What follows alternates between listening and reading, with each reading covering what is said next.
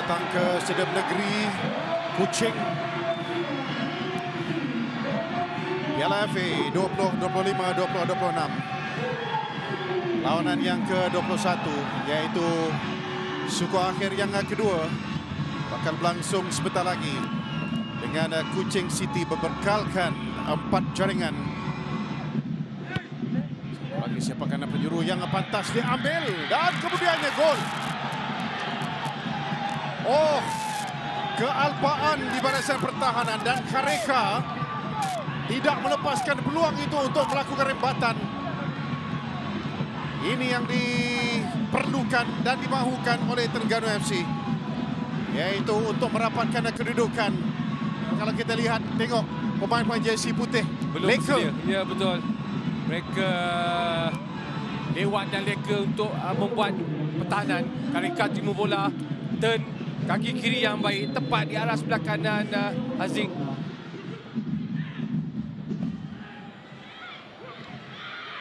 Gerakan ke sebelah tepi.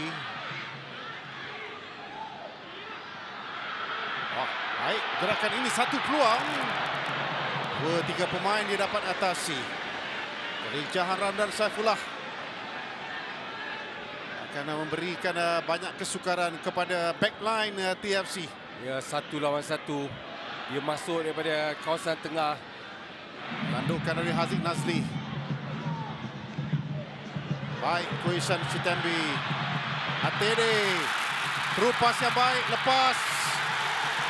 Pelanggaran yang berlaku tetapi offside untuk kedudukan Ronengah Wanja. Dua situasi yang mengundang kepada sedikit keriuhan di Stadium Negeri ketika ini.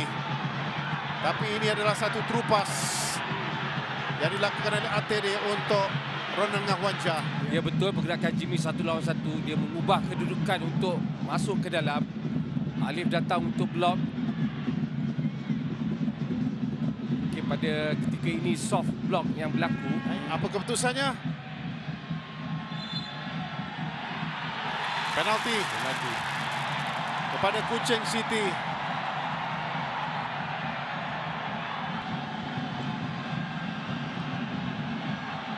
Ronengah Wanja memperdayakan Nasrul Haq 1-1. 5-2 secara agregat.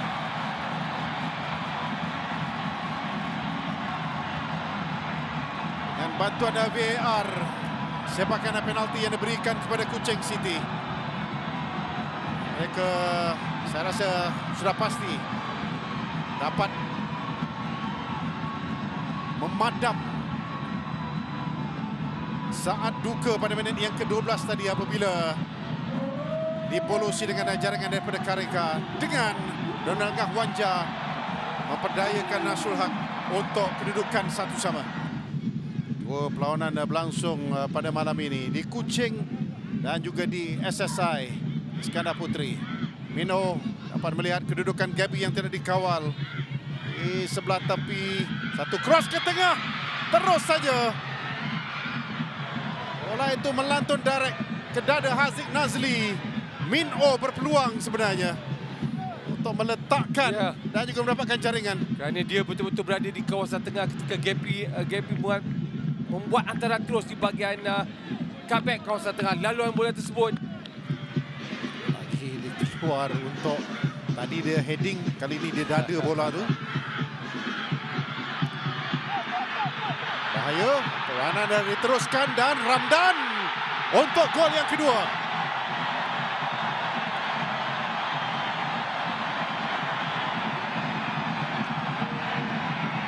Satu gerakan solo yang menarik dan dia dapat melihat ada opening untuk dia mengatasi side Muhammad Nasrul Haq. Itulah juga pengesahannya nanti. Tetapi satu gerakan yang menarik dilakukan. Okey, ini insidennya bersama dengan Safwan Mazlan.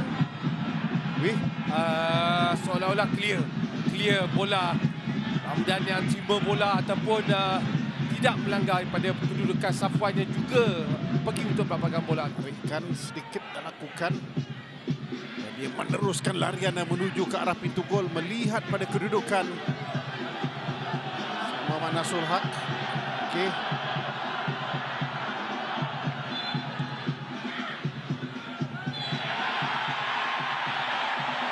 Gol.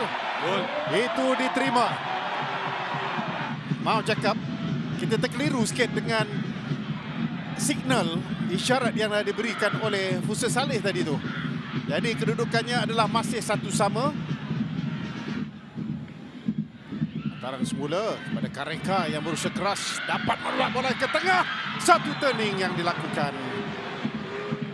Ada hadangan yang menafikan Stephen Ngong Junior untuk mendapatkan jaringan pendahuluan. Dimulakan oleh Kareka. Ya. Daniel Asri kepada Jimmy Raymond. Satu lambungan baik. Persoalannya, bagaimana boleh tersasar tandukan itu? Asmaul Bakiri, sebab cross yang dilakukan oleh Jimmy Raymond itu betul-betul menuju ke kepala Ronald Ngahwanja. Ya, betul. Cross daripada Jimmy di bahagian upper post. Mungkin dia terhalang lagi. Terhalang, betul.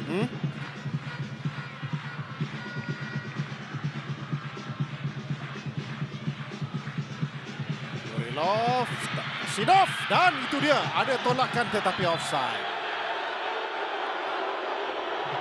Kena tunggu sampai bola mati untuk mengesahkan kedudukan seorang pemain yang offside.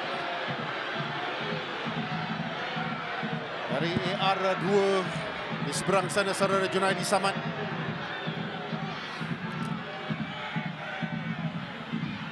Ya, pembantu pengadil mengesan pergerakan Akia yang awal lolos di bahagian tengah ketika Nurilo membuat hantaran. Ada sentuhan daripada Akia dan kemudiannya bola itu disambung oleh Kareka. Tasinov. Pertama Bakiuddin jauh hantarannya untuk Akia. Nampak ada lebih banyak pergerakan daripada Akia selepas dia bergerak ke sebelah sana. Dan peluang terusnya dapat dihasilkan jaringan yang kedua. Lantunan bola itu mengelirukan Haziq Nazli. Rembatan kaki kiri yang dilepaskan mengelirukan Haziq. Tertewas dia buat kali yang kedua malam ini. Ya, satu teknik daripada Kareka yang tepat dari segi kekuatan judgement daripada pergerakan Akia ini. Menamukan bola tinggi, Anji. Clearance hanya sampai saja kepada Bakiuddin. Satu cross. Dan begitu tamat permainan. Sentuhan yang terakhir adalah clearance yang dilakukan oleh Rodney Calvin. Apa-apa pun tahniah kepada Kuching City FC meneruskan cabaran mereka di semifinal.